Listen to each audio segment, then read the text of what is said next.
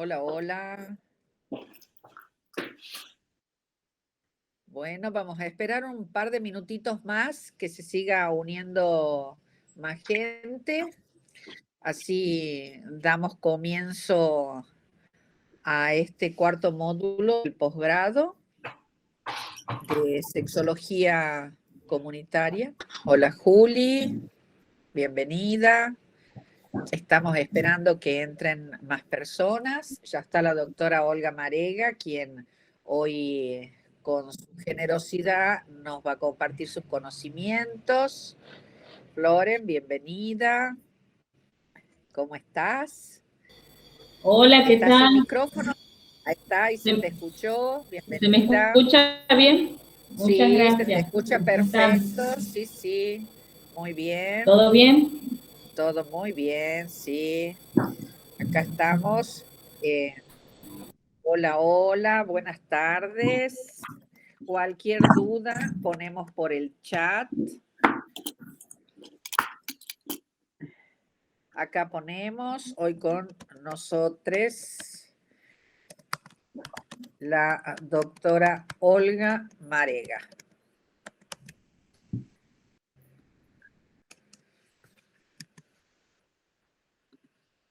Bueno, está. Loren, bienvenida. Hola, buenas tardes. ¿Qué tal? ¿Cómo estás?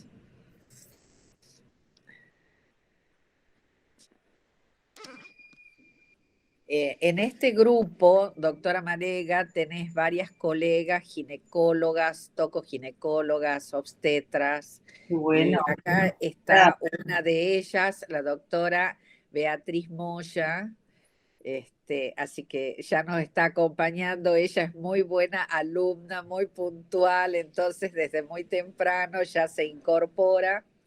Eh, Tenemos después otras dos ginecólogas que también nos acompañan, y tenemos otras médicas también que nos están acompañando. Algunas están haciendo su residencia universitaria, están haciendo sus cursos de posgrado, y mientras tanto hay ginecólogas que eran de Tucumán y se fueron a vivir a Neuquén, por ejemplo. Así que tenemos gente de Buenos Aires, en este caso está Augusto, que hoy nos visita de Misiones, tenemos gente de Córdoba, tenemos a Isha de Puerto Rico, tenemos un estudiante que está en Francia. Así que bueno, tenemos de algunos lugares del país y del exterior también dentro de este posgrado. Bueno, no, vamos a esperar un minuto más y de a poco van a ir entrando. Eh, la clase pasada, en el módulo pasado, trabajamos un tema que con la licenciada Analía Lacuaniti, que tenía que ver con las infancias y las emociones. Y en el grupo de WhatsApp les compartí durante este tiempo una rueda sobre las emociones. Y me parecía importante, más allá del trabajo y de las preguntas autoadministradas que tienen, eh, hablar sobre qué pasó con las emociones, qué pasó con las emociones y el COVID, qué sensaciones les depara esta pandemia en cuanto a las emociones, porque es distinto de acuerdo al registro en personas más jóvenes y en personas mayores. Entonces, si por ahí alguien quiere hablar de cortito con respecto a sus emociones, a la pandemia, a lo que significa esta pandemia, el COVID, bueno, bienvenido sea con respecto a lo que manifestamos, ya sea enojo, ya sea ira, ya sea tristeza, ya sea desaliento, desánimo, qué es lo que sienten, o esperanza, o optimismo, qué es lo que sienten, qué manifestaciones tienen con respecto a esa rueda de las emociones y esta pandemia, por ejemplo. ¿Alguien quiere comentar algo? ¿Alguien quiere decir algo? Floren, ¿querés comentar algo?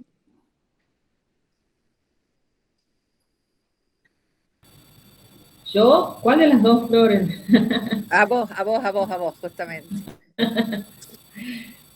Bueno, en mi perspectiva muy personal, digamos, yo tengo como emociones diferentes por las que he atravesado el año pasado y este año. Así bien cortito, bueno, el año pasado ha sido una situación que todos lo hemos vivido, de mucha incertidumbre, de mucha angustia, ansiedad, o sea, eran muchas emociones juntas, hasta, y bueno, eso se reflejaba en lo cotidiano, en el trabajo, bueno, con mis hijas, toda la tarea que se duplicaba en la casa también, y la incertidumbre, no saber qué era todo esto, ¿no? Y tratar de seguir con la vida un poco también desde la casa, con lo que se podía hacer, de cuidarse. Y este año, quizás con un poquito menos ya de esa angustia, sí, se vive siempre la incertidumbre, porque esto es un día a día, pero ¿se escucha bien ahí? Sí. Sí, se escucha. Pero principalmente con más esperanza quizá este año, inclusive ahora con las vacunaciones, un poco ponerle un poco de esperanza a todo esto, de renovar las esperanzas para que estemos mejor, pero no deja de ser una situación, por supuesto, donde uno la vive con cierta ansiedad, con cierta angustia, también los chicos, en mi caso con mis hijas, también lo viven así, con ese ritmo de ansiedad a veces por las cosas, o bueno, esto nos ha cambiado todo la vida cotidiana, ¿no? Por supuesto. Pero las emociones también, como veíamos el otro día, las reflejan los niños. Como estamos nosotros, también los niños las reflejan en su tarea, en sus formas de reaccionar. Y bueno, es todo un aprendizaje. Esto creo que nos ha llevado, me ha parecido muy buena la temática de las emociones, muy, muy importante porque así uno observa también desde otro lugar a nuestros hijos y bueno, a los niños que nos toque también analizar y bueno, trabajar dentro de lo que veamos del abuso sexual. Así que me ha parecido muy buena la temática, muy completa. Bueno, muchas gracias, Floren. Augusto, ¿quieres comentar algo sobre tus emociones y el COVID y la pandemia, por ejemplo? El micrófono. A ver, hola, ¿me Ahí escuchan? está. Ahí Sí, se me escucha hermoso, bien. te escuchamos. Sí, sí, le damos la bienvenida a Augusto. Creo que Es sí, de está arrancando mi Misiones. combo, parece que está un poquito demorado. Puede ser, pero acá te Si me escuchamos escuchan bien. bien, yo hablo y usted... Dale, perfecto. Bueno, hola a todos. Hago así porque miro toda la pantalla. Hola, Olga, tanto tiempo sin verte. Hago así un saludo, la veo a Olga ahí. Gracias por la invitación. Acá somos dos. Acá tengo el compañero. Acá no se me va a decir. No, quería, bueno, agradecerles la invitación. Muchas gracias, Amelia. Y bueno, de a poquito por ahí se me corta un poco, pero charlando. Respecto a las acciones, bueno, yo venía de una situación particular, venía de un cuadro un poco depre, un poco bastante.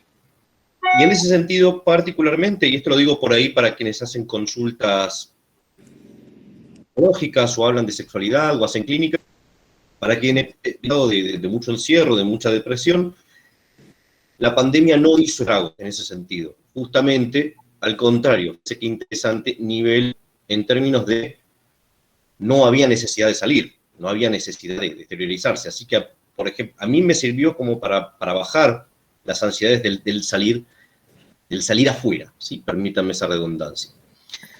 Eso por ahí en lo personal, pero sí hay que estar muy atentos, me parece. Ahora me dejaste, Amelia, con las ganas de saber qué charlaron en el encuentro anterior, pero habría que estar muy atentos a las emociones, a los sentimientos y después al reaccionamiento de nuestra red social durante lo que dure esta pandemia y posterior de eso, ¿no? Con el salir. Con esto que se dice, volver a la normalidad, no me gusta referirme a esos términos, pero para lo breve. Porque se vienen muchos cambios. La virtualidad ya de por sí es un cambio muy intenso. Así es. Gracias, Augusto, por tu mensaje. escuchó? Muchas gracias, sí. Sí, muchísimas gracias. Augusto es un compañero de ACE Filial Misiones, así que bueno, él está los miércoles a la noche en Instagram, después vamos a pasar, o podés poner en el chat, Augusto, tu Instagram para que te sigan con tu programa por Instagram.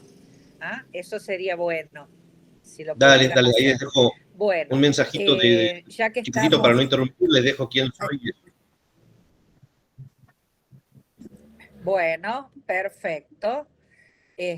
Bueno, entonces, hoy tenemos para desarrollar el módulo 4 dentro de este posgrado en sexología comunitaria a cargo de esta parte del módulo de la doctora Olga Marega. La doctora Olga Marega, más allá de ser mi amiga, mi compañera, de tantos encuentros, de tantas aventuras, estamos en un sitio virtual que es el www.sexualidadyeducacion.com juntas. Aparte de eso, es una persona con una amplia formación en todo lo que sea sexología. Entonces, dentro de sus antecedentes, tenemos que ella es médica, especialista, consultora en obstetricia y tocoginecología, es especialista en sexología clínica y es máster en sexualidad humana.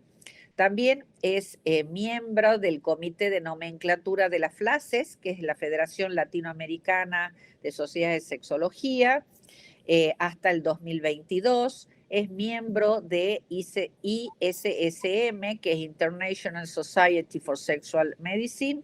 Es miembro de la WOS, de la World Association for Sexual Health. Es miembro de IMS. Es coordinadora de ACE Filial La Costa. Es miembro de la comisión directiva de ACES, o sea, de la Asociación Argentina de Sexología y Educación Sexual. Es miembro también de la comisión directiva de SOCBA, que es la Sociedad de Obstetricia y Ginecología de la provincia de Buenos Aires. Es miembro de la comisión directiva de APEC, de la Asociación Argentina para el Estudio del Climaterio. Es docente de la Facultad de Medicina de UNICEM, que es la Universidad Nacional del Centro de la Provincia de Buenos Aires. Ya dijimos que es codirectora del Centro Clínico Educativo Sexualidad y Educación.com. Es directora de cursos online, salud sexual y educación sexual. Es directora del curso semipresencial Sexualidad de la Mujer de SOCBA. Es autora de diversos libros, Sexo Seguro, Sexo Inseguro, Abuso Sexual Infantil, Guía de Acción Integral de las Personas Lesbianas, Bisexuales e Intersexuales, Educación de la Sexualidad a Nivel Inicial. Es autora de capítulos de libros, Anticoncepción y Sexualidad en Enfermedades Autoinmunes. Bueno, es autora de ebooks también, como Prevención de la Explotación Sexual Infanto-Juvenil, Juego de roles, Decime que te gusta, Sexualidad infantil de edad preescolar, autora de ebook por Amazon, Decime que te gusta y Educación de la Sexualidad infantil, autora de trabajos científicos y conferencias presentadas en congresos nacionales e internacionales sobre la especialidad, producción y conducción del programa televisivo de género educativo, salud y educación, canal de YouTube. Y aparte de eso, tengo acá este librito, no sé si lo alcanzan a ver, que es de la doctora Marega también y que es salud sexual femenina. Así que bueno, con todo eso damos comienzo a este módulo del posgrado en sexología comunitaria que es organizado por ACES, Asociación Argentina de Sexología y Educación Sexual, por la Sociedad Científica de Sexología y Educación Sexual de Colegio Médico de Tucumán y por el sitio virtual educativo www.sexualidadyeducacion.com. Así que bueno, Olgui querida, bueno, cuántas cosas, Amelia. Así que muy bienvenida. Bueno, un placer compartir esta tarde con ustedes. Ha sido realmente muy, muy placentero para mí aceptar esta invitación. Y bueno, estoy acá, perdón, pero justo se me despertó la gatita, así que estoy acá con una coterapeuta, Lynn, que si tengo que sacarla, voy a perder mucho tiempo. Así que bueno, espero que se quede quietita acá. El tema que hemos elegido hoy es salud sexual de la mujer, una puesta al día, algunos conceptos de actualización de los últimos congresos, y vamos a compartir, permiso, vamos a ver, presentar ahora, Y después va a haber un espacio para las preguntas, así que yo voy a comenzar a hablar y ustedes tengan presente que después van a poder preguntar. ¿Ok? ¿Se ve? Sí, se ve, perfecto. Perfecto, perfecto. Bueno, actualización en salud sexual femenina. Básicamente voy a leer el contenido de la clase, me voy a referir a la salud sexual y los derechos sexuales, los significados, las actitudes sexuales, la relación entre la experiencia del orgasmo durante la masturbación en solitario y las actitudes sexuales, la anamnesis sexológica, los determinantes de la salud sexual de la mujer. ¿Se escucha bien? Sí, se te escucha bien. Un retumbe, ok. Se te escucha bien. Respuesta sexual de la persona y de la mujer, tipos de orgasmo de la mujer, punto G y orgasmo, mito o realidad, trasudación, lubricación, eyaculación de la mujer, clítoris, complejo clítoris, uretra vaginal y disfunciones sexuales de la mujer. Bueno, quería comenzar la clase definiendo lo que es salud sexual. Seguramente ustedes lo saben, pero si la clase es salud sexual de la mujer, vamos a definir lo que es salud sexual. La OMS define la salud sexual como el estado de bienestar físico, emocional, mental y social en relación con la sexualidad. No es simplemente la ausencia de enfermedades o disfunciones. Básicamente esta definición se asemeja a la definición de salud, que es el estado de bienestar general de la persona, no solo la ausencia de enfermedades. Entonces acá lo referimos a la sexualidad. Para que una persona tenga salud sexual, se requiere un comportamiento positivo y un enfoque respetuoso hacia la sexualidad, así como la posibilidad de tener prácticas sexuales placenteras, seguras, libres de coerción, discriminación y violencia. Y es fundamental que para mantener la salud sexual, los derechos sexuales de todas las personas deben ser respetados, protegidos y cumplidos, ¿sí? Y básicamente los derechos sexuales universales están vinculados con el respeto a la dignidad humana. Este es un tema muy importante. La percepción y la interpretación de los estímulos sexuales desde edades tempranas y la construcción de los significados de la sexualidad. Ustedes saben que la sexualidad es una función humana que se va construyendo por un delicado interjuego que hacen en todas las personas los factores biológicos, es decir, todo aquello que aporta el cuerpo, ¿verdad? Los genes, las glándulas sexuales, el aparato genital interno, el aparato genital externo, y todo lo que aporta la cultura a través de las costumbres, los mandatos, los estereotipos, los modelos a cumplir. Entonces, por una combinación de estos dos elementos, biología y cultura, la persona va construyendo su propia sexualidad. Y desde edades tempranas, las personas van percibiendo los estímulos, son estímulos sexuales que pueden ser físicos o mentales, y de acuerdo a cómo vayan a interpretarlos cognitivamente, van a construir significados, y esos significados están relacionados con las actitudes que después esa persona va a tener en relación a la sexualidad. Así que ahí está el punto central en la niñez. Ya desde la niñez aparecen la construcción de los significados y de las actitudes en relación a la sexualidad. Las actitudes sexuales pueden ser positivas o pueden ser negativas. Es necesario fomentar actitudes positivas sin temor, sin sentimiento de culpa, sin vergüenza, sin mitos, sin creencias falaces que puedan inhibir la respuesta sexual generando actitudes negativas ante los estímulos sexuales. Esto es fundamental y tiene que ver con la responsabilidad de las personas adultas que están en relación con niños y niñas de edades tempranas. Las actitudes positivas, el desarrollo de actitudes positivas en relación a la sexualidad van a estar acompañadas de emociones positivas que son fundamentales para incrementar la excitación y la satisfacción sexual.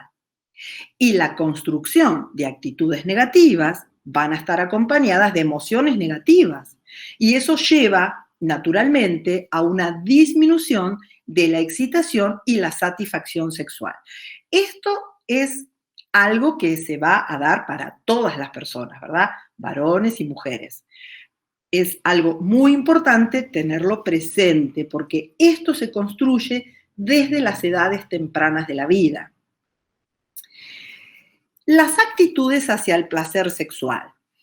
Hablamos que para tener una salud sexual, la persona debe respetar los derechos sexuales universales. Los derechos sexuales universales se crearon por primera vez en el Congreso Mundial de Sexología que se realizó en Valencia, en España, en el año 1997, que tuve la suerte de poder participar. Fundamentalmente quiero rescatar 3 derechos: el derecho al placer que tiene la persona, el derecho a la educación sexual y el derecho a recibir cuidado de su salud sexual. Con respecto al derecho al placer, en el año 2019, el Congreso Mundial de Salud Sexual, que se realizó en México, se refirió específicamente al derecho al placer. Fíjense qué importante que es esto, ¿no? Para poder transmitirle a nuestros pacientes, para cuando llegan a la consulta con muchas inhibiciones, con muchas actitudes negativas, hablarles del derecho al placer. Tenés derecho al placer, es un derecho humano el placer. Entonces, acá podemos hablar del derecho al autoplacer, que la autoestimulación en las edades tempranas de la vida se consideran hoy en día como una instancia de aprendizaje. No solo debemos permitir que niños y niñas desde edades tempranas, cuando se los encuentra en una práctica de autoestimulación, no solo está bien permitirles por el derecho al placer, sino es saludable para su vida porque es una instancia de aprendizaje. Niños y niñas aprenden a conocer sus tiempos y sus lugares de estímulos para aprender a tener orgasmos. Si estas prácticas se van desarrollando a lo largo de la vida, con tranquilidad, con aceptación, sin culpa, sin apuro y sin vergüenza, ¿sí? Los varones aprenden a controlar la eyaculación y las mujeres aprenden a tener orgasmo. Llevándolo al otro extremo de la vivencia, les digo que cuando yo atiendo en el consultorio como sexóloga clínica a varones que tienen eyaculación prematura y les pregunto por sus primeras prácticas de masturbación infantil o durante la adolescencia, me refieren que fueron ausentes o muy apuradas o con mucha culpa, con mucho miedo. Lo mismo con las mujeres que no tienen orgasmo. Cuando hacemos una anamnesis sexológica y preguntamos por las primeras experiencias en relación a la sexualidad, también refieren ausencia total de prácticas de autoexploración. Así que este es un hecho importante. Las prácticas de autoexploración durante la infancia y durante la adolescencia son una instancia de aprendizaje para el placer, porque para sentir placer, esta función de la sexualidad, las personas tienen que aprender, ¿sí? Entonces, hablamos del derecho al placer, al autoplacer y a la autoexploración.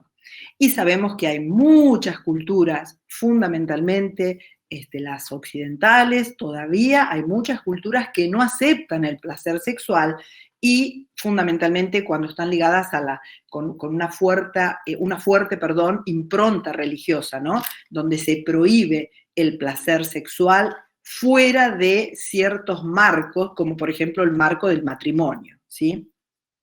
Y en este congreso, que la doctora del sueldo, tuvo la oportunidad de participar en este congreso. El placer sexual lo definen así: el placer sexual es la satisfacción física y o psicológica y el disfrute derivado de experiencias eróticas compartidas o en solitario. Repito, compartidas o en solitario, que incluyen pensamientos, fantasías, sueños, emociones o sentimientos, ¿sí? Y acá hago un aporte de un trabajo presentado en el último Congreso de FLACES, que recientemente se realizó el 21, 22 y 23 de mayo del 2021, hace muy poquito.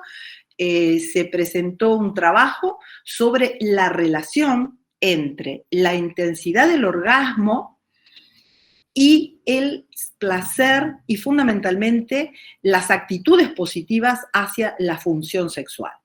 Entonces, esto dice así: la importancia de la experiencia subjetiva del orgasmo en el contexto de la masturbación.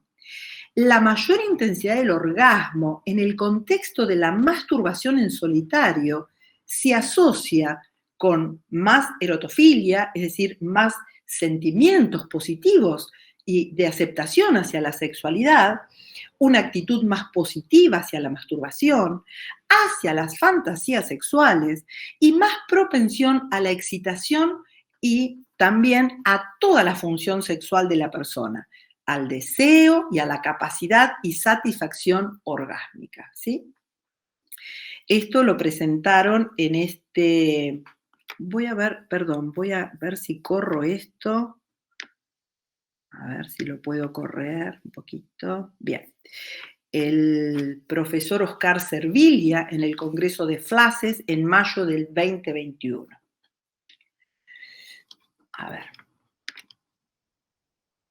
Bueno, entonces estamos hablando del placer, estamos hablando del derecho al placer que tienen todas las personas durante todas las etapas de la vida. Ustedes ya habrán aprendido que la sexualidad es una función humana que comienza desde antes del nacimiento, ya desde la etapa de sexualidad prenatal, se continúa con la etapa de sexualidad infantil, preescolar y escolar, la sexualidad del adolescente, la sexualidad de la juventud, de las personas mayores y de las personas adultas mayores. Durante toda la vida, la persona tiene derecho al placer. Y cada etapa de la vida tiene sus características propias, ¿verdad? Entonces, es importante que las personas aprendan a hacerse responsables para el placer, porque como dije anteriormente, hay que aprender para el placer. Sabemos que el cuerpo físico tiene capacidad para el placer a través de todo su interjuego de fisiología, de las funciones sexuales físicas, tiene capacidad para el placer. También sabemos que tenemos derecho al placer por todo lo que estuve leyendo recién de los derechos sexuales universales. Y faltaría agregar la responsabilidad para el placer.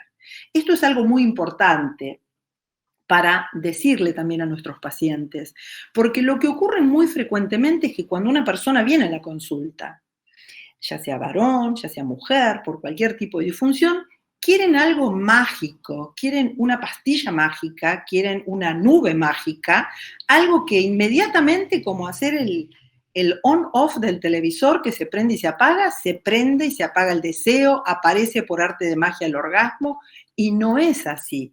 Esa persona se tiene que comprometer, se tiene que responsabilizar para trabajar y lograr algunos cambios, fundamentalmente modificar hábitos inadecuados y mal aprendidos, ¿no es cierto?, para transformarlos en hábitos saludables y un conocimiento de su cuerpo y de su sexualidad para tener placer. Entonces, la persona se tiene que responsabilizar en conocer las condiciones individuales, biológicas, psicológicas, sociales y relacionales para el placer Y también cuando ese placer es compartido con una pareja o con otra persona, tiene que aprender a comunicarlo, comunicar sus tiempos, comunicar sus zonas de estímulo placenteras y comunicar sus propias condiciones para el placer, porque toda persona es un ser sexuado único e irrepetible, que ha construido significados propios y actitudes propias en relación a la sexualidad. ¿Cuáles son los factores determinantes de las disfunciones sexuales? ¿Cuáles son los factores determinantes de la salud sexual? La respuesta sexual es una interacción compleja de procesos que tienen que ver con, agregué ahora la ecología, porque este tema de la pandemia nos ha movilizado en todos los aspectos la sexualidad, ¿sí? Entonces, procesos ecobiológicos, psicológicos, sociales y relacionales. Todos estos factores son los que intervienen para la salud sexual, para que la persona tenga o no salud sexual. Uno más de estos factores puede afectar alguna fase de la respuesta sexual de las personas y generar una disfunción, ¿verdad? Entonces decimos que toda persona tiene capacidad biológica para el placer, solo tiene que aprender cuáles son sus propias condiciones, porque somos seres únicos e irrepetibles. Bien. Es muy importante cuando viene una persona a la consulta, ya sea varón o mujer, acá estoy hablando de la persona en general. Cuando viene una persona con un problema que afecta su salud sexual, tenemos que hacer una historia clínica sexológica. Primero una anamnesis sexológica. Y tenemos que organizarnos y estudiar primero los factores biológicos, después los factores psicológicos, después los factores relacionales, culturales y de la pareja.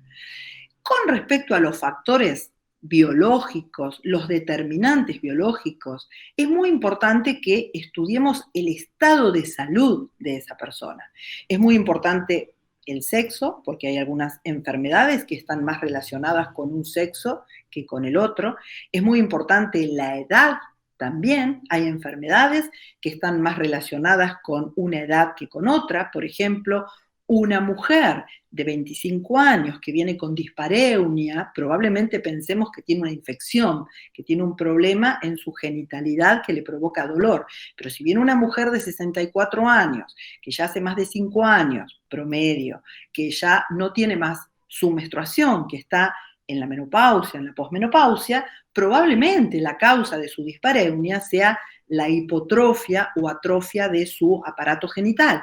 Entonces, la edad es fundamental porque ya nos ubica en cómo tenemos que orientar el estudio de esa disfunción, ¿sí? Tenemos que ver las enfermedades sistémicas, porque algunas enfermedades sistémicas pueden afectar la salud sexual de las personas. Tenemos que ver, en el caso de la mujer, las enfermedades ginecológicas, en el caso del varón, las enfermedades urológicas, también las enfermedades regionales. El aparato genital está ubicado en la pelvis, entonces las enfermedades regionales que pueden afectar la vejiga, que pueden afectar el colon, que pueden afectar la columna, tienen alguna relación precisamente por los nervios que transcurren por esa región. Entonces, hay que hacer un estudio cuidadoso de la región para descartar una causa orgánica, ¿sí? También es importante preguntar si la persona toma medicamentos.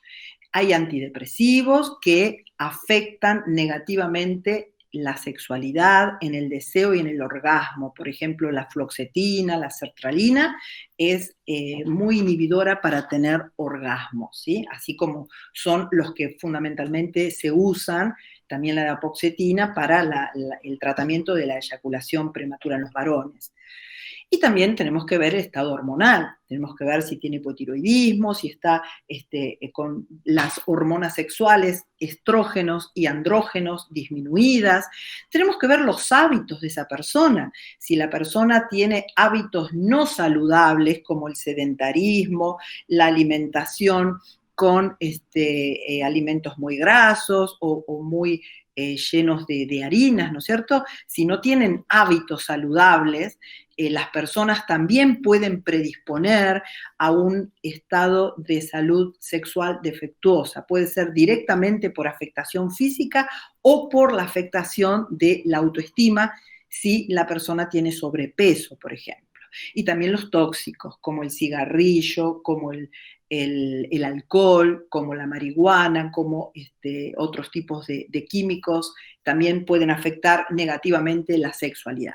Entonces, los determinantes biológicos podemos o no estudiarlos nosotros mismos, de acuerdo a la especialidad que tengamos, y si no los podemos estudiar, derivamos a un médico clínico para que haga un buen control, o un médico especialista en ginecología o en urología para que haga el control biológico correspondiente para descartar la causa biológica del problema sexual.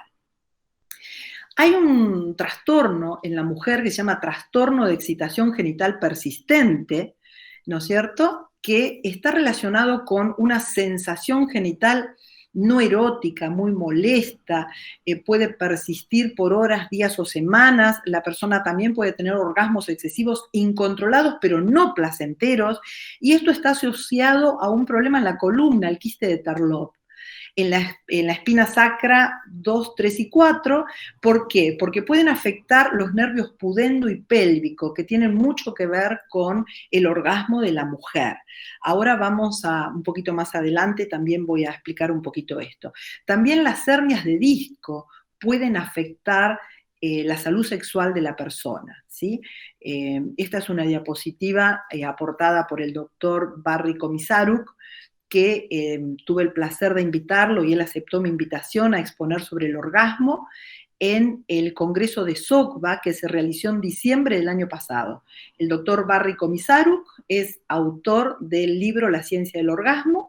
Tuvimos el placer con la doctora Amelia del Sueldo de conocerlo en un congreso, no digo el año porque no me acuerdo bien, en Venezuela, en la Isla Margarita, y lo invité para el Congreso de SOCBA, hizo una exposición brillante sobre toda una actualización sobre el orgasmo, y le pedí autorización para compartir algunas imágenes, y bueno, esta es una de ellas, cómo está ahí señalizado bien la columna, ¿no es cierto?, la columna sacra, y este problemita del quiste de Tarlov.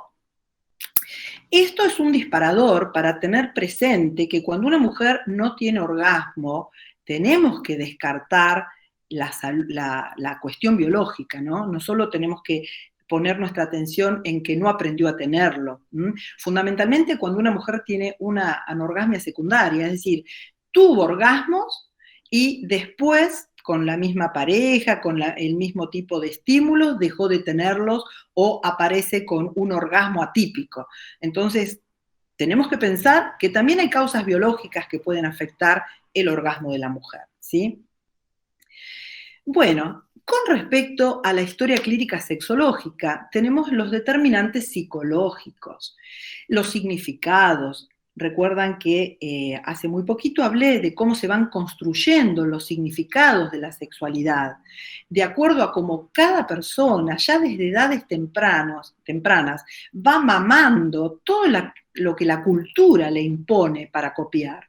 Algunas personas lo aceptan, ¿no es cierto?, y construyen significados en relación a lo que la cultura le quiere hacer pensar, ¿no es cierto?, o comportar, y otras personas se resisten a los mismos. Así que, aunque dos personas reciban el mismo mensaje, puede ser que una construya un significado orientado hacia un lado y la otra hacia el otro, es decir, positivo o negativo.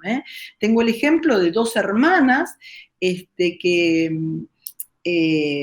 dos hermanas que recibieron la misma restricción religiosa negativa en relación a la sexualidad por tener una familia muy religiosa y por concurrir a una escuela católica, y sin embargo una concretamente se hizo monja y la otra no cree en Dios, no cree en nada. Así que las dos recibieron el mismo mensaje y sin embargo construyeron significados diferentes. Así que hay que puntualizar en cada persona cuando viene a la consulta y preguntarle a cada persona, porque cada persona es realmente un ser único, ¿sí? Entonces, los significados son fundamentales. ¿Por qué? Cuando viene una mujer posmenopáusica y nos habla que no tiene deseo, tenemos que preguntar qué significa para ella la sexualidad en ese momento de la vida. Algunas mujeres dicen, ay, qué bueno, ya no tengo más menstruación, no tengo problemas con riesgo de embarazarme, ahora tenemos más tiempo con mi pareja para disfrutar de la sexualidad. Y sin embargo otras nos dicen, no, doctora, yo ya en este momento de la vida no tengo ningún tipo de interés en tener relaciones sexuales, ya no me interesa para nada. Así que dos situaciones biológicamente similares y sin embargo diferentes significados, diferentes realidades, ¿sí? Con respecto a esto es muy importante que las personas construyan recuerdos de que las prácticas sexuales son placenteras para que las inviten estos recuerdos a repetirlas. Este es uno de los principios en la terapia sexual del deseo sexual hipoactivo. Cuando la persona viene a la consulta por tener una disfunción del deseo sexual, uno de los objetivos es ayudarla a que tenga relaciones y prácticas placenteras, ¿no es cierto? Que se impacten en su cerebro como algo placentero que realmente vale la pena repetir, ¿sí? Así que este es un tema importante en relación a los determinantes psicológicos. Acá hay otro tema que es fundamental para las mujeres, que es la imagen corporal y la autoestima sexual. Yo siempre digo que hay algo que no se puede dejar en otra habitación para que no moleste, como a veces las personas pueden dejar el celular en otra habitación para que no suene mientras están haciendo el amor, o el bebé en la habitación y cerrar la puerta para no sentir si llora o asegurarse que está dormido. Lo que no podemos dejar en otro lado es el cuerpo. Entonces, ese cuerpo viene con nosotros y viene con todo el bagaje de inhibiciones, con todo el bagaje de cosas que nos hacen sentir fuertes y seguros a la hora de seducir. Entonces, es muy importante tocar este tema. Y la cultura, lamentablemente, manda mensajes que son muy negativos. Entonces tenemos que ayudar en la consulta a trabajar con este tema. Me refiero a que los mensajes tienen que ver con estos cuerpos perfectos, ¿no es cierto?, de varones y mujeres que se utilizan en las propagandas, que se utilizan en los programas de televisión, desde edades tempranas. Ya nenas y adolescentes están tratando de adaptarse a esos modelos que se relacionan a personas exitosas. Entonces, algún adulto tiene que intervenir y decir, esto es marketing, esto es mentira. Vos tenés una fortaleza individual en relación a tu sexualidad que es única y te pertenece. No importa la forma del cuerpo que tengas, no importa la cicatriz que tengas o cualquier cuestión física que te haga sentir diferente e inseguro. Así que esto es muy importante para trabajar desde edades tempranas con niñas, niños y adolescentes. También es importante trabajar, ayudarle a la mujer fundamentalmente a descubrir y a empoderar su rol de mujer erótica. Yo siempre les digo, tenemos diferentes roles. Tenemos el rol de mamá, tenemos el rol de hija, tenemos el rol de hermana, de amiga, de compañera de su pareja. Tenemos el rol de persona sensual y erótica. Entonces, ¿cuáles son tus fortalezas para la seducción?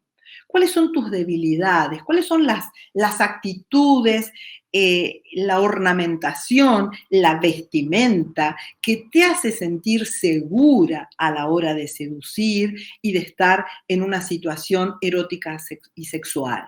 ¿Y cuáles son las cosas que te inhiben, que te hacen sacar seguridad? Entonces, todo eso tenemos que trabajar, fortaleciendo fundamentalmente, empoderando las positivas y trabajando con las debilidades, ¿no es cierto?, para transformarlas en positivas, ¿sí?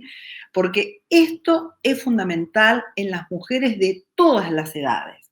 Fundamentalmente cuando la mujer se empodera en un rol, en el rol de mamá, por ejemplo, o en el rol de abuela, o en el rol de compañera de su pareja, y se olvidan del erotismo, ¿sí? O consideran que el erotismo forma parte de una determinada edad de la vida. Bueno, también tienen que ver las culpas, las vergüenzas, las situaciones de ansiedad, el estrés. Ahora este tema de la pandemia, todo este tiempo de pandemia, todo el estrés que ha generado el ocuparse de tantos roles superpuestos, ¿no?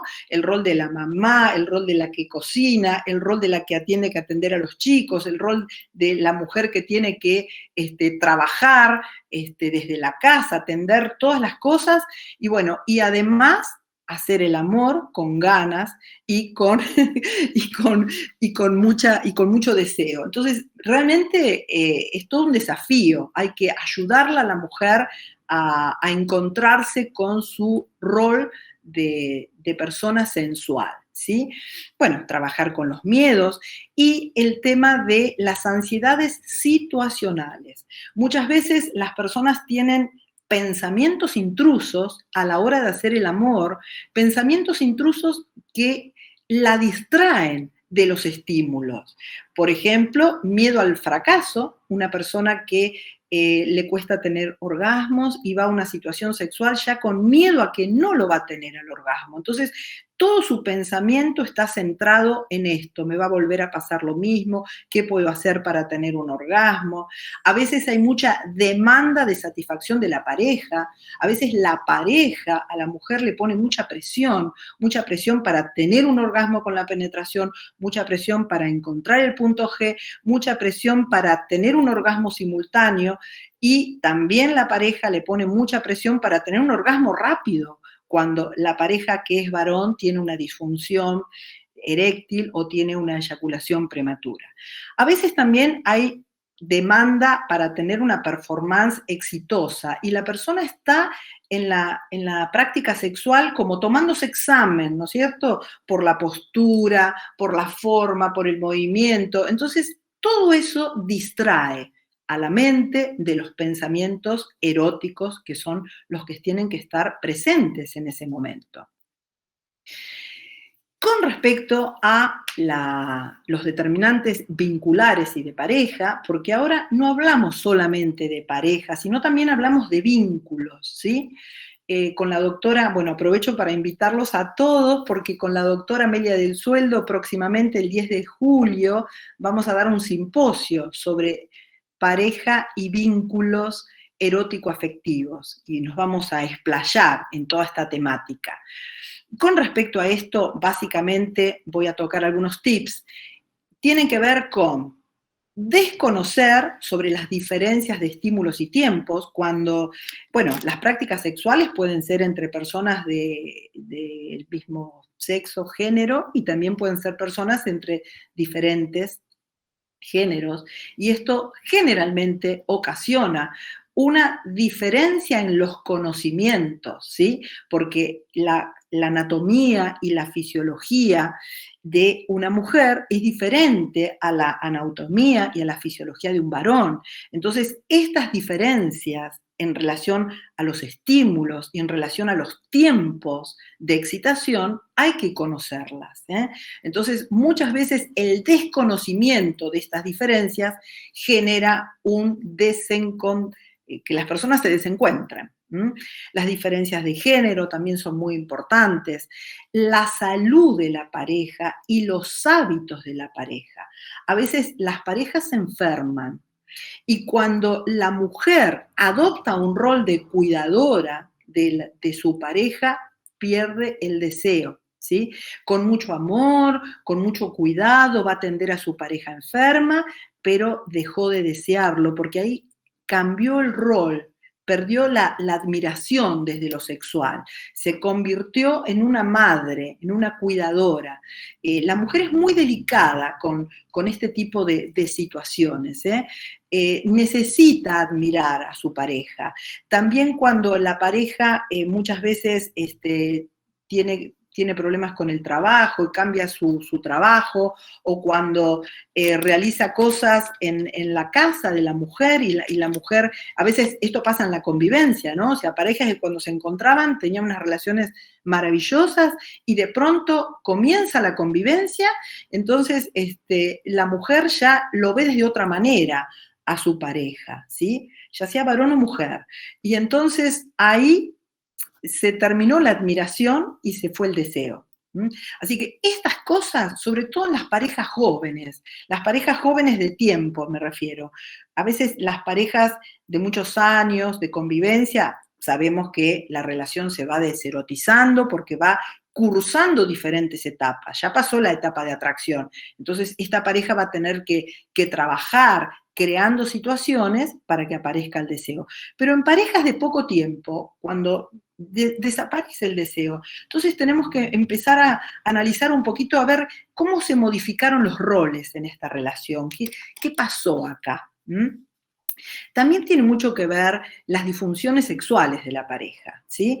La disfunción eréctil y la disfunción de la eyaculación prematura, también la eyaculación retardada, pero la prematura son terribles para la mujer, porque lo peor de todo esto es que la mujer no habla, la mujer se siente muchas veces con esta responsabilidad de acompañar a su pareja con la disfunción. Entonces no habla, no dice nada para no herir más, pobre que está pasando este momento, no, yo no digo nada, no le digo nada que no tengo orgasmos, yo lo finjo, porque si no, pobre, ¿qué va a decir encima de lo que le está pasando?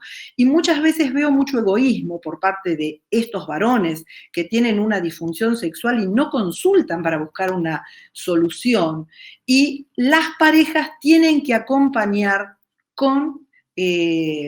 tienen que acompañar su disfunción, ¿sí? En una situación, muchas veces lo veo de mucho silencio, ¿no? También, obviamente, cuando vemos violencias, cuando vemos maltratos en las relaciones de pareja, es habitual que no exista el deseo, que no exista orgasmo, sobre todo cuando hay presión o relaciones impuestas, ¿sí? Pero también podemos tener problemas de orgasmo y de deseo en mujeres que tienen relaciones de parejas felices, armoniosas, con mucho cuidado, con mucho respeto. A veces el afecto se va consolidando incluso a medida que van pasando los años y la pareja se siente fuerte afectivamente. Pero yo lo quiero mucho, doctora, pero que no me toque. Lo he escuchado muchas veces en la consulta, ¿eh? La pareja se va deserotizando porque nadie le enseñó que tiene que prestar atención y cuidar el erotismo. El erotismo va por otro carril al que va el afecto. A veces el afecto incluso se fortalece por los hijos, por los nietos, por los logros económicos también, los logros profesionales, las personas se quieren y se cuidan. Todo eso es afecto. El erotismo va por otro lado y hay que cuidarlo, ¿sí? Y también tiene mucho que ver los acuerdos que hagan las personas. O sea, ¿por qué se formó esta pareja?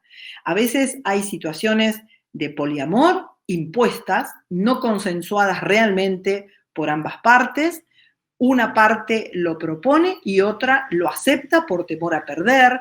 A veces hay situaciones de encuentros sexuales con otras personas, llamados swingers, donde hay reglas que no se cumplen por parte de algunas personas que intervienen en estas relaciones, y a veces hay solamente parejas sexuales, personas que se encuentran solo para tener relaciones sexuales, pero si estos acuerdos no están bien consensuados por ambas personas, puede generar un problema de desacuerdo en la otra, ¿sí?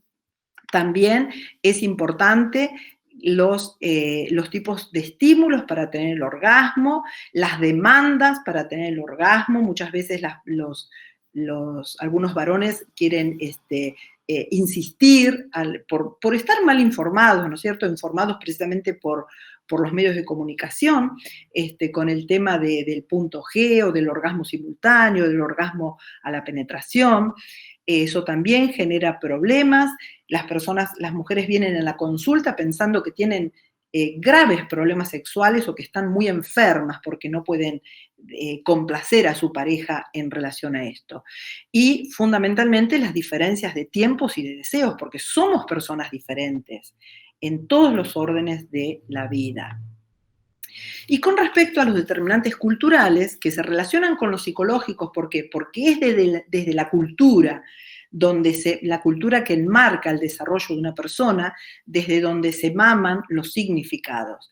Y la religión es fundamental, ¿sí? Generalmente la mayoría de las religiones asocian la culpa, el sentimiento de culpa con la autoexploración, así como también otro tipo de sexualidades de las mujeres divorciadas, sexualidades de las mujeres que están solas, sexualidades de las mujeres que tienen relaciones con mujeres, sexualidades de las personas trans, ¿sí?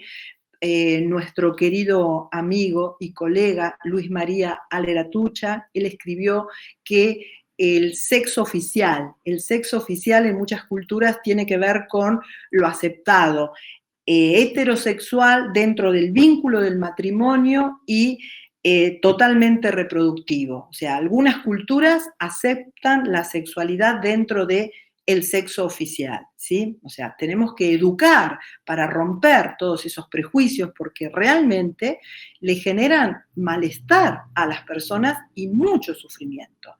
Las normas familiares son fundamentales también, por eso nosotros desde nuestro lado de profesionales de la salud, que no solo tenemos que cumplir con la función de asistir a enfermedades, ¿no es cierto?, sino también, es decir, la función asistencial, tenemos que también cumplir con nuestra función educativa. Y muchas veces ayudamos más con nuestra función educativa que con nuestra función asistencial. Costumbres y mandatos, todo eso se mama de la cultura, ¿sí? Y bueno, llegamos a la respuesta sexual de la persona. La respuesta sexual de la persona, volviendo siempre al tema del placer, ¿verdad? El tema central es el placer. Necesitamos dos elementos fundamentales. Por una parte, el cuerpo, porque como yo dije hoy, lo que no podemos dejar en otro lado, cuando vamos a tener una práctica erótico-afectiva, es nuestro cuerpo. Entonces, ¿qué tenemos que aprender? Tenemos que aprender a registrar cuáles son los estímulos adecuados para cada una de las personas, genitales y corporales, porque recordemos que toda nuestra piel y todos nuestros sentidos intervienen en el placer. Recordemos también que por lo general nuestra cultura es la cultura que se enseña en los medios de comunicación, es la cultura que se enseña en la pornografía, es muy coitocentrista y falocéntrica, es decir, todo el placer está centralizado en el coito, o sea, un pene grande, un pene duro, ¿no es cierto?, entrando y saliendo en una vagina. Eso es lo que la gente cree que es el placer sexual, que está localizado solo en la genitalidad. El placer sexual genital está perfecto, tenemos que aprender a reconocer tiempos y tipos de estímulos, pero no nos olvidemos de los sentidos, no nos olvidemos de nuestra piel, no nos olvidemos de las caricias, de los besos. Las caricias son una fuente importante de secreción de oxitocina y esto nos da placer y nos da orgasmo. No nos olvidemos de también el olfato, la vista, el gusto. Todos los sentidos que ofrece nuestro cuerpo nos facilitan el placer, pero tenemos que aprender a registrar nuestra individualidad, porque todas las personas somos diferentes, ¿sí? Y también el otro componente es la mente. Entonces tenemos que aprender a focalizar la atención de la mente en esos estímulos, ¿sí? Y la mente la mente se puede facilitar, es decir, hay estímulos facilitadores y hay estímulos inhibidores. Los estímulos facilitadores, por ejemplo, las fantasías, el lenguaje erótico, es un estímulo fundamental para ayudar a distraer al distractor, para ayudar a distraer a los pensamientos intrusos, involuntarios y negativos que aparecen queriendo controlar la situación sexual. Y tenemos que, fundamentalmente, reconocer los inhibidores, los pensamientos inhibidores, ¿sí? Entonces, hay un delicado interjuego entre estos elementos, facilitadores e inhibidores. Y este delicado interjuego va a hacer que las personas aprendan a disfrutar de prácticas sexuales placenteras, ¿sí? Bueno, este esquema me pareció espectacular, lo presentó la doctora Ana María, no recuerdo en este momento, pero la puse es el primer trabajo que puse en la bibliografía, porque es una doctora de la Universidad de Copenhague, que también presentó este trabajo en el Congreso de Flaces de mayo del 21. Y está perfecto también en este equilibrio de el cerebro y los genitales. Como explica de que tanto en el cerebro como en los genitales llegan estímulos de un lado o del otro, o sea, aferentes o eferentes que van a estimular y que van a inhibir, ¿sí? También tenemos que tener en cuenta que este cuerpo que nos acompaña, que nos lleva a todas partes, tiene hormonas y tiene también neurotransmisores. Hay neurotransmisores positivos que facilitan la excitación y hay neurotransmisores negativos que facilitan la inhibición. Las hormonas son fundamentales. Los estrógenos, la testosterona, también en la mujer la testosterona. Por eso en la posmenopausia no hay que tener miedo de indicar en la disfunción del deseo sexual hipoactivo. Cuando esto genera distrés, podemos indicar también un apoyo de testosterona. Bien, así que todo esto es un recuerdo para tener presente todo lo que interviene para el placer. Acá tenemos este equilibrio, como dije hoy, entre los factores excitatorios y los factores inhibidores, ¿sí? En este balance que modela nuestro normal funcionamiento sexual. Bueno, y vamos a la respuesta sexual de la mujer. La respuesta sexual de la mujer en la historia de la sexualidad, bueno, se inició con los estudios Master y Johnson en 1966, donde describieron cuatro fases, ¿sí? Después aparece Helen Kaplan en 1977 y hace una reducción a 3 fases. Le agrega la fase de deseo, ¿sí? Después la de excitación y orgasmo. Después, en el 2002, aparece Levine y divide al deseo en el deseo espontáneo y en el deseo inducido. Y realmente este es un gran aporte para quienes trabajamos en sexología clínica, porque nos da esta herramienta. Cuando el deseo espontáneo no está presente, lo podemos inducir, ¿ok? Por estimulación física o mental. Entonces, esta herramienta nos ayuda para poder ayudar a las personas que tienen problemas con el deseo sexual. Y finalmente llegamos a Rosemary Bason, que ya de manera más contemporánea nos dice que la respuesta sexual de la mujer es circular. Comienza con el deseo, sigue con la excitación, la meseta, el orgasmo, la resolución y termina con la satisfacción. ¿Y por qué es importante esto? Porque tiene que estar la satisfacción presente para que se vuelva a activar el deseo. Si no tenemos el recuerdo de que esta práctica sexual es satisfactoria, no vamos a tener ganas de repetirla, ¿sí? O sea, básicamente ese es el principio de la vinculación entre satisfacción y deseo. Y en terapia sexual tenemos que trabajar con esto, ¿sí? Y las diferencias sexuales en la respuesta sexual, es muy importante que las personas puedan reconocer las diferencias genitales, las diferencias de estímulos y de tiempos que tienen las personas, no solo por las diferencias genitales, sino también las individuales, ¿sí? Y el tema de la diversidad y de la individualidad. Cada persona es un ser único, con necesidades propias, y eso es lo que tenemos que descubrir para poder ayudar cuando viene la persona a la consulta. Y tenemos que trabajar en esto que se llama aprendizaje.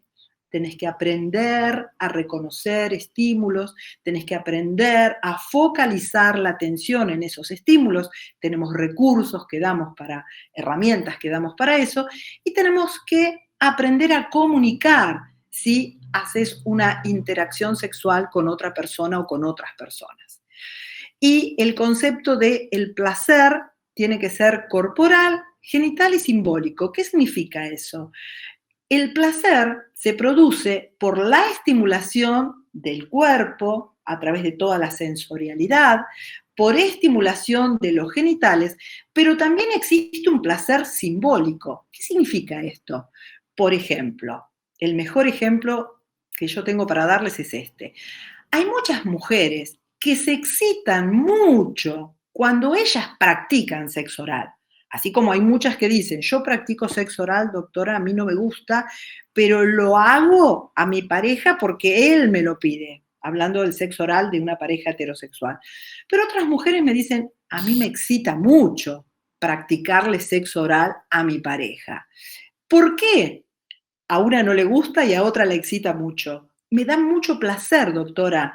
Le da mucho placer por lo que significa, no porque tenga unas papilas especiales en la boca que la estimulación de ese pene le cause un placer especial con su cuerpo. No, no. El placer es simbólico, por lo que significa para ella tener el poder en ese placer, en esa relación. Así que esto hay que tenerlo muy presente. El placer es muy subjetivo, ¿no es cierto? A veces las personas sienten placer de una determinada manera o a través de una determinada práctica porque algo significa especialmente para ellas, ¿sí?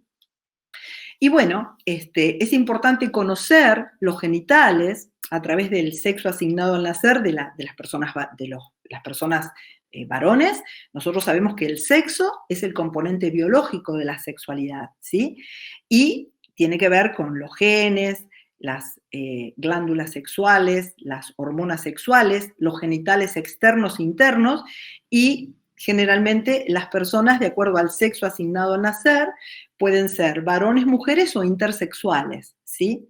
Entonces, es importante conocer los genitales de estas personas y enseñarles a conocer sus tiempos y sus estímulos, que son totalmente diferentes, ¿sí?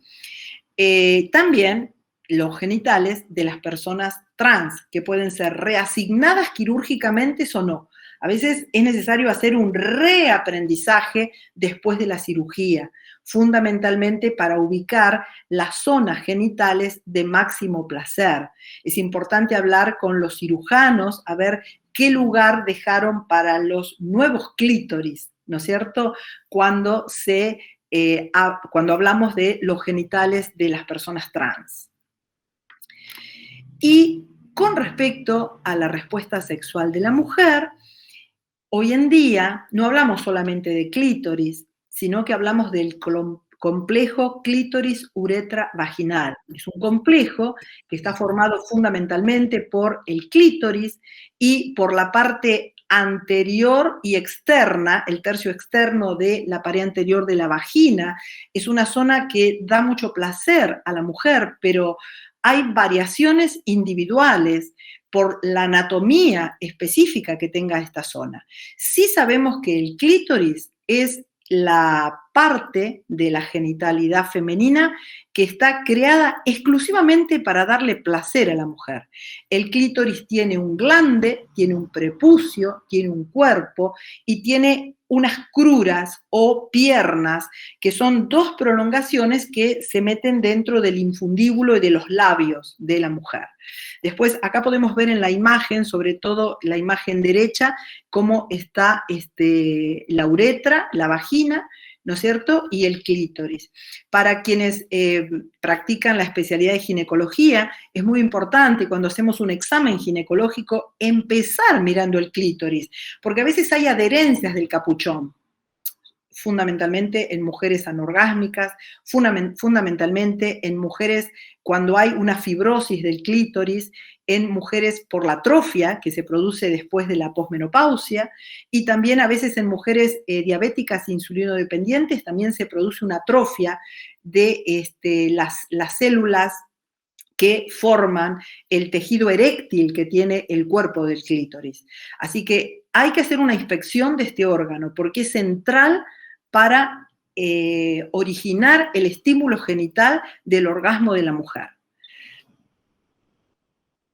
Y decimos que el orgasmo de la mujer es muy complejo, porque la mujer tiene la posibilidad de, así como de tener muchos orgasmos, multiorgásmica, ¿no es cierto? Solo tiene que aprender y desear tenerlos. La mujer tiene la capacidad de tener un orgasmo genital y un orgasmo extragenital. Doctora, ¿sí? Cuando quiera hacemos un corte de 15 minutos, ¿no? Sí, sí. Yo ya estoy por llegar, a ver, ya estoy por llegar. Termino lo del orgasmo y vamos a la pausa. Antes de. O quieren que termine acá, que hagamos el corte acá. Porque se van a cansar de escucharme. Sí, hacemos una pausa, ¿te parece ahora? Hagamos una pausa y llegamos al orgasmo a la vuelta de la pausa.